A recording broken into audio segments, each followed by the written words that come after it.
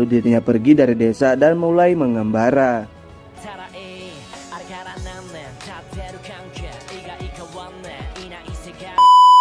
Halo koncoku, melanjutkan part 2 dari anime Gijin Gentao Show. Sebelum lanjut, pastikan kalian sudah like, komen, dan subscribe channel ini. Kalau sudah, terima kasih. Langsung saja kita gaskan ke videonya.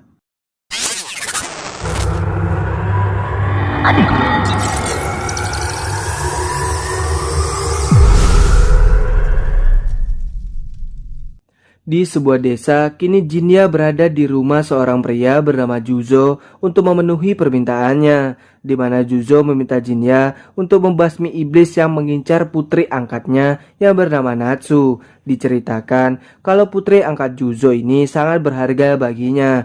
Namun setiap malam, Natsu selalu didatangi iblis yang berkata kembalikan putriku, yang mana iblis itu nampaknya berpikir kalau Natsu adalah putrinya. Namun Natsu sendiri dengan arogannya tidak membutuhkan pengawalan dari Jinya dan menyuruhnya untuk pulang. Karena itu, Senji yang menjaga Natsu ketika malam. Hingga tak lama, iblis yang dimaksud pun muncul. Iblis itu terus berteriak kembalikan putriku.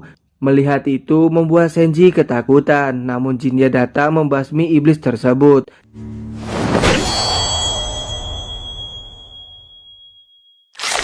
Tapi iblis itu tidak mati, dimana jika iblis mati akan mengeluarkan uap putih. Iblis itu akan kembali lagi berbicara pada Senji, yang mana Jinya kepikiran dengan perkataan iblis tentang kembalikan putriku.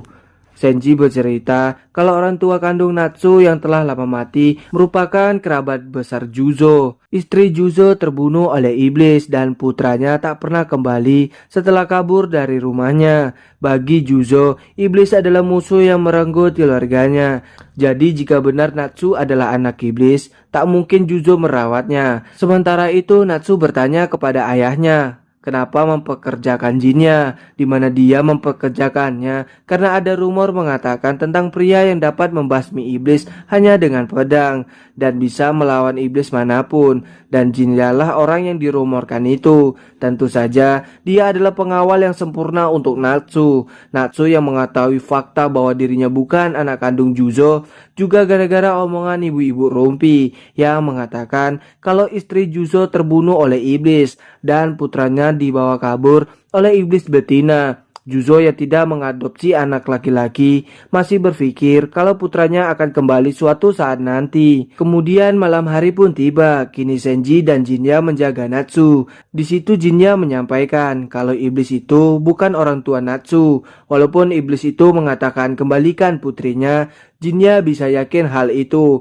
karena dirinya mengenali iblis tersebut. Jinya juga menjelaskan di mana cara kelahiran iblis itu ada banyak. Memang beberapa iblis ada keturunan iblis yang berpasangan dengan iblis lain, tapi ada juga beberapa yang terlahir setelah mempermainkan manusia. Beberapa ada juga yang tercipta dari ketiadaan, di mana ada kekuatan pikiran dari seseorang. Jika makin gelap, maka iblisnya semakin kuat. Emosi yang terpendam dalam waktu lama perlahan akan terakumulasi dan akhirnya terwujud. Dengan kata lain, iblis yang lahir dari ketiadaan adalah emosi yang terbentuk jadi darah dan daging. Lalu ketika sang iblis muncul, Jinya langsung mengunci pergerakannya, di mana jika Jinya membunuhnya, iblis itu akan muncul kembali.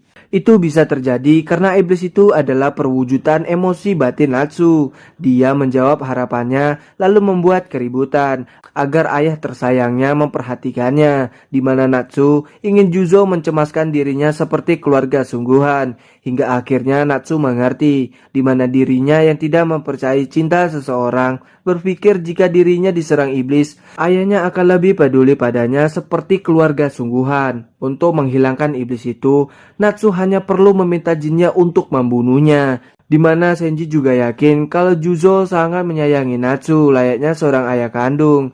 Dengan meyakinkan hal itu, Natsu pun meminta Jinya untuk membunuh iblis tersebut.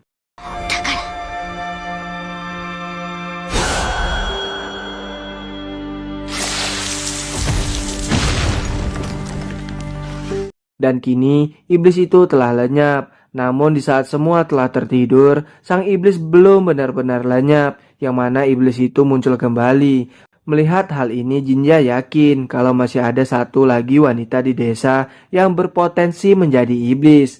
Karena ada satu lagi perasaan yang tercampur selain perasaan Natsu. Dengan kata lain, putri iblis itu adalah anak yang lahir dari istri Juzo, yaitu Shizune.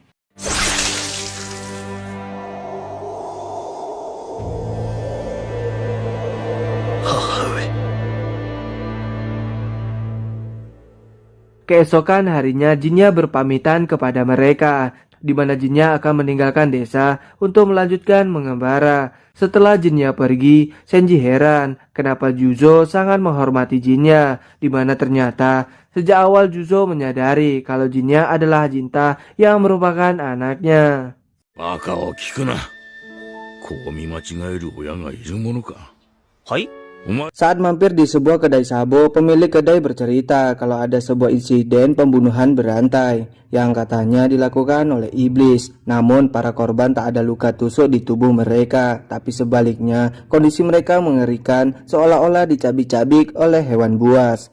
Namun jumlah mayatnya tidak cocok karena jumlah orang yang hilang di area itu tidak cocok dengan jumlah mayat yang ditemukan. Banyak yang bilang bahwa mereka diculik atau dibawa pergi, di mana insiden itu terjadi di sekitar jembatan Edo. Mendengar cerita itu, di malam harinya Jinnya mendatangi tempat tersebut. Namun setelah lama menunggu dan berharap iblis itu akan muncul, tapi iblis itu takkan muncul semudah itu. Kemudian saat akan meninggalkan tempat itu, Jinnya mendengar jeritan seorang wanita yang membuatnya bergegas menuju suara tersebut. Setelah sampai, ditemukan sudah ada 3 mayat yang terpotong-potong. Namun Jinnya tak melihat satupun iblis di sana. Melihat dari luka korban, persis seperti apa yang dikatakan pemilik kedai. Kalau luka tersebut seperti sebuah cakaran hewan buas yang besar. Yang membuat Jinnya bingung adalah teriakan yang didengarnya suara wanita, tapi tidak terdapat wanita di sana. Kemudian tiba-tiba ada yang menyerang Jinnya. Dengan insting bertarungnya, Jinnya dapat menangkis,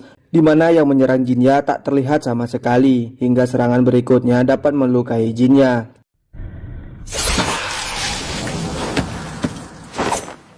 Kekuatan iblis itu dapat membuatnya menjadi transparan. Karena tidak ada siapapun di sana, Jinnya menggunakan kekuatan iblisnya untuk melukai iblis itu, yang membuatnya terluka. Iblis itu bernama Mosuke. Dia meminta ampun pada Jinnya saat akan diserang. 安心して消えるがいい。